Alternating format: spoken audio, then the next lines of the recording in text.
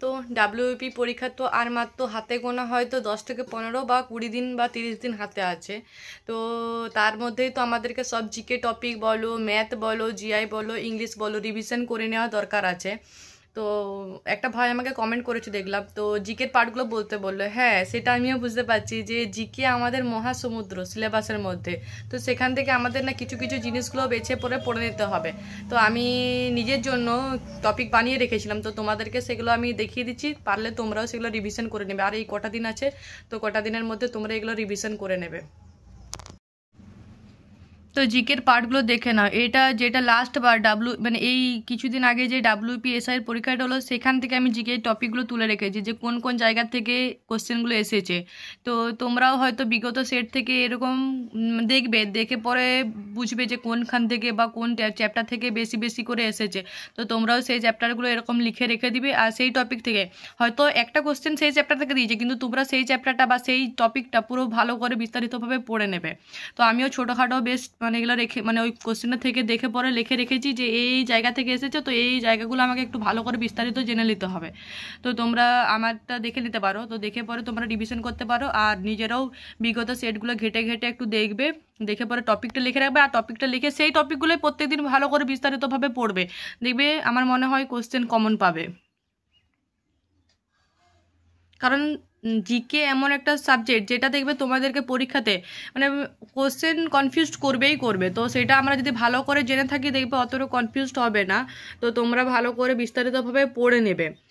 আর এগুলো হয়তো কোনো বইয়ে পেয়ে যাবে বা এরকম ইউটিউবে কোনো এই হয়তো একটা যে কোনো একটা টপিক তুমি লিখে রেখেছো, সেটা হয়তো ইউটিউবে সার্চ করে নেবে যে এই টপিকটা দেবে, ওই টপিকটা থেকে গাদা গাদা ক্লাস পেয়ে যাবে। তো সেগুলোও সেরকমও করতে পারো। আর তোমাদের কাছে যদি বই থেকে থাকে তো সেগুলো থেকেও পড়ে নেবে। তো দেখে নাও।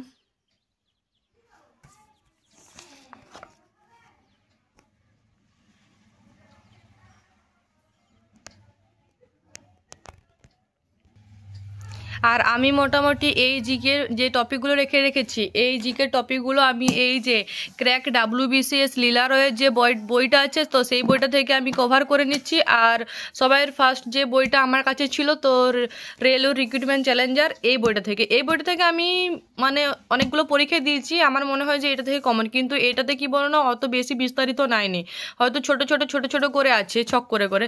কিন্তু এই বইটা তোমরা ভালো করে পড়ে নেবে যদি কারো কাছে থেকে থাকে। আর যদি না থেকে থাকে, তাহলে তোমরা যে কোনো বই আছে সেখান থেকে এই টপিকগুলো পড়ে নেবে, দেখবে ভালো তোমাদের নিজেদের জিকের টপিকগুলো ক্লিয়ার হয়ে যাবে। তো ভালো করে পড়ে নেবে।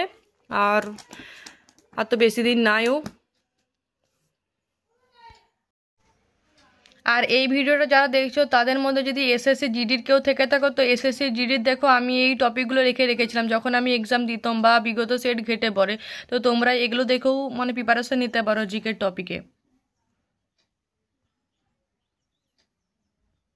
তো ভালো করে তোমরা দেখে নাও, আর এগুলো দেখে পরে ভালো করে পড়ো। কারণ দেখো জিকে এসএসসি জিডি বলো, ডাব্লিউপি বলো, কেপি বলো, ডাব্লিউবিসিএস বলো, আরও আদার্স যে বেঙ্গল পরীক্ষাগুলো হয়, তো যেগুলোই বলো সে দেখবে সিলেবাস একই রকম, হয়তো কিছু টপিক বেশি কিছু টপিক কম। তো জিকে ভালো করে মানে পড়ে রাখলে দেখবে সব পরীক্ষাতেই কাজে লাগবে। তো ভালো করে পড়ে নেবে।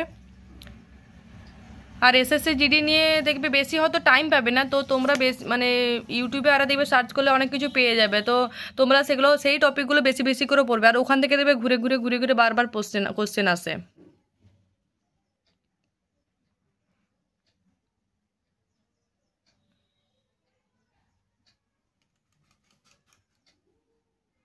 দেখে নাও। আর এই টপিকগুলো আর ডাব্লিউপির জন্য যে টপিকগুলো দেখালাম সেগুলো এই দুটো বইই পেয়ে যাবে ভালো করে। আর এই বইগুলো যদি না থেকে থাকে, অন্য যদি কোনো বই থাকে সেগুলোও পড়তে পারো তোমাদের কাছে যেগুলো আছে। তারপরে তো ফোন তো রয়েছে, ফোনে তোমরা সার্চ করে নেবে। আর এই দেখো আমার প্রত্যেকবারই এরকম লেখা থাকে প্রত্যেকটা টপিক, কারণ টপিক না হলে তুমি পড়বে কি করে যে কোনটা। এত বড় বড় বই বা এত বড় বড় খাতা তো বা এত বড় বড় যে সিলেবাস, এগুলো তো তোমরা সহজেই কমপ্লিট করতে পারবে না। তার জন্য ছোটো ছোটো টপিকগুলো বা বিগত সেট থেকে যেগুলো এসেছে সেগুলো সব দেখে রাখবে, তাহলে ভালো। তো আমি তোমাদেরকে দেখিয়ে দিলাম, এরপর তোমাদের নিজেদের টাইম অনুযায়ী তোমরা সেগুলো রিভিশন করে নেবে।